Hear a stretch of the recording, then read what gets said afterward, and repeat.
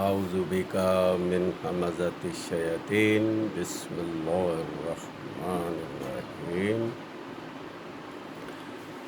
وما قدر اللہ حق قدرہ والارض جمیعا قبضتہ یوم القیامہ۔ ہم نے اس کی قدر ہی نہیں کی جیسے کہ اس کی قدر کرنے کا حق تھا، اور یہ قیامت والا دن جب ہوگا تو سب چیزیں، سب اقتدار، سب قبضہ اللہ کے ہاتھ میں ہوگا۔ یہ ہے سورہ الزمر آیت نمبر 67 یعنی 39/67۔ اس آیت مبارکہ کا ترجمہ میں نے آپ کے سامنے پیش کیا۔ اس کا خلاصہ کچھ ایسا ہے کہ یہ قدر کسے کہتے ہیں؟ قدر اللہ کے بنائے ہوئے قوانین اور پیمانے ہیں۔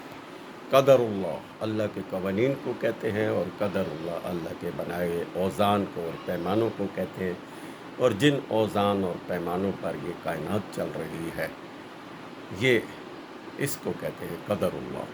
اور قدر اللہ اللہ کے وہ سارے قوانین ہیں جو قرآن میں بیان کر دیے گئے ہیں۔ اس کی پچھلی آیت میں کہا گیا کہ پہلے والے انبیاء کو بھی یہی وحی دی تھی اور یہی نازل کیا تھا، اور اب آپ کو بھی اے رسول یہ قرآن دیا، تو اس کا مقصد یہ ہے کہ یہ پورے کا پورا منوان لوگوں میں شائع کر دو۔ یعنی انبیاء کا کام منوان ہر چیز کو شائع کر دینا ہوتا ہے، اپنے اوپر کوئی چیز رکھنا نہیں اور اپنے پاس سے کوئی چیز شامل کرنا نہیں ہوتا۔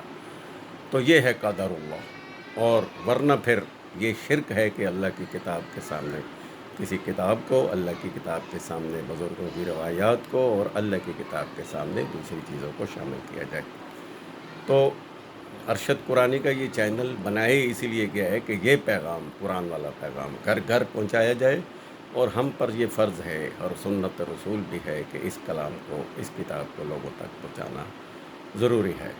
اور قدر اللہ کا مطلب ہے اللہ کے قانون، حق کا قدر ہی کہ ہم نے اس کا حق ادا کرنا تھا، یعنی اس کو اپنے اوپر نافذ کرنا تھا، اس کے مطابق زندگی گزارنی تھی، اس کے مطابق اپنے آپ کو ڈھالنا تھا، اور یہ ہم پر فرض بھی تھا، لیکن ہم نے اس کی قدر نہیں کی۔ اور جب قیامت ہوگی اور جو ہمارے پاس اختیارات ہیں یہ ختم ہو جائیں گے، یہ جو قبضہ ہے ہمارے پاس اختیارات کا یہ بھی ختم ہو جائے گا، اور سب کچھ اللہ کی مٹھی میں ہوگا، اور پھر اس دن ذرے ذرے کا حساب ہوگا۔ واللہ سریع الحساب، کیونکہ اللہ حساب لینے میں بھی بہت تیز ہے۔ تو بہت ساری آیات میں اس قدر کا ذکر آیا ہے۔ قدر اللہ کا مقصد ہی بیان یہی کیا گیا ہے، وما قدر اللہ حق قدر ہی کا مقصد بنیادی یہی ہے کہ ہم نے اس کی قدر کرنی ہے اور اس کو اپنی زندگیوں میں ڈھالنا ہے اور اس کے مطابق زندگی گزارنی ہے۔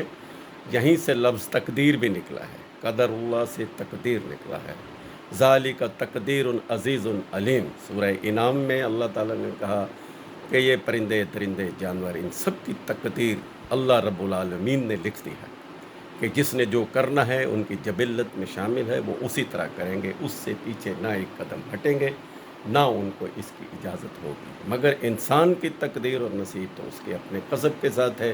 سورہ بقرہ آیت نمبر 202 میں کہا کہ واللہ سریع الحساب اولئک لہم نصیب مما کسب، تمہارا نصیب اور تمہاری تقدیر تمہارے ہاتھ اور کسب اور تمہارے کردار سے جوڑ دی گئی ہے، تو تم جو بھی کردار ادا کرو گے اسی کا تم سے ذرے ذرے کا حساب ہوگا۔ واللہ سریع الحساب۔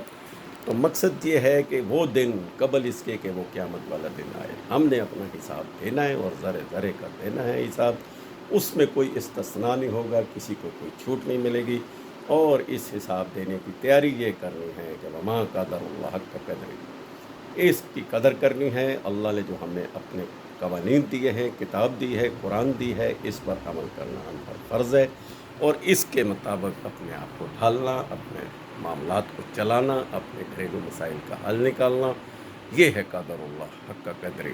تو اس کے مطابق زندگی گزارنا ہم پر فرض بھی ہے، اور یہ اسی سے معاملات چلانے ہیں جس نے اس نے حکم دیا کہ وہ کرنا ہے، تو وہ ہے قرآن کی پیروی، جسے الصلاۃ بھی کہتے ہیں، اور جن کاموں سے روکا ہے وہ ہے رک جانا، ٹھہر جانا، باز آ جانا، چھوڑ دینا ہے، وہ ہے الصوم۔ اور ان چیزوں سے، اس قرآن سے ہم نے جو لوگوں کی پرورش کرنی ہے اسے کہتے ہیں الزکوٰۃ، عطائے زکوٰۃ۔ تو مقصد یہ ہے کہ پیروی بھی کرنی ہے اور چھوڑنے والے کاموں کو چھوڑنا بھی ہے، اور اس کی لوگوں تک پہنچانا بھی ہے، عطائے زکوٰۃ کرنی یعنی پرورش کرنی ہے اس قرآن کے ذریعے سے۔ یہ ہے وما قدر اللہ حق کا قدر ہی، ہم نے اس کی قدر نہیں جانی، مگر جب ہمیں اس کو سمجھیں گے، قرآن کو اس پر عمل کریں گے، تو اس کی قدر خود بخود ہو جائے گی۔ تو اپنا خیال رکھیے گا، ہمارا مقصد اس قرآن کو لوگوں تک پہنچانا ہے، آپ بھی ہمارے ساتھی بن جائیے۔ اللہ حافظ، السلام علیکم۔